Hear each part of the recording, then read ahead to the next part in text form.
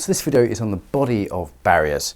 So we've looked at lots of kind of barriers, kind of your bullshit, the stuff that blocks, the things that can get in the way.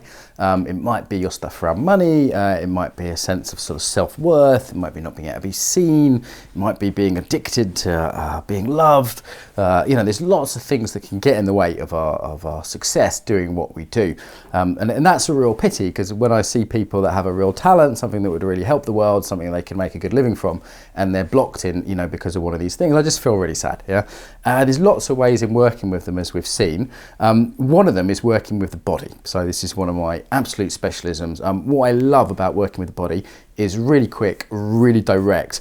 If we had a thing around, say, I don't know, self-esteem, common one for many people, low self-esteem, should I start my business? Now, there's lots of ways into that. We could go do therapy for a long time, we could work a spiritual route, or we could just go, okay, what's the body of that? So what's the body of that block that's there? So, low self-esteem, maybe it's kind of small, kind of collapsed, if you are not sure what the body is of one of your blocks, so pick one of your blocks. Maybe you're very detail orientated, or has to be big picture. Two, there's a contrast. Detail, big picture, common one to get stuck in one of those. Find it and make it bigger. All right. So let's say your thing is detail. Okay, I'm quite detailed. Oh, it's like this. It's like this. It's like I have to get the details right. It's like this. We've made it extreme. We've kind of caricatured it, and you've found your way into it. Now contrast that. So if I come out of that detail orientated, then we see the big picture. And that could be a problem too, couldn't it? If one was really in the bigness of things. Because then you'd miss the details, right? So by contrasting, the body learns really well. So let's say your thing is low self-esteem. You're like, oh, low self-esteem. Really make that more, like really feel that in the body, exaggerate it. What is it like to be low self-esteem? So then when you start to do it, you start to collapse in the chest, say, or dip the chin. You notice you've gone into that, and that's not a good place to say negotiate a deal from. You can contrast it with I am the king of the world, look at me. Really finding that opposite extreme. And again, it's not to say one's right, one's wrong, but both extremes may be unhealthy.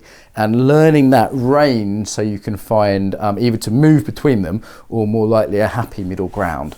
So this is how we work with the body. We make it bigger to exaggerate it. You don't feel your own patterns, they're invisible. It's only by making them bigger do we become aware of them and contrasting them with the opposite. That way you can see where you are on that scale, where you go in and out of it. And of course you can just choose to do something else, right? Like the centering practice, breathe, ground, find that healthy middle ground, or go to one extreme or another, but by choice. And over time we might also think what builds that longer term body. So let's say your thing is this. Well, if you have a yoga practice where you're really practicing expansiveness, that's going to help to undo that.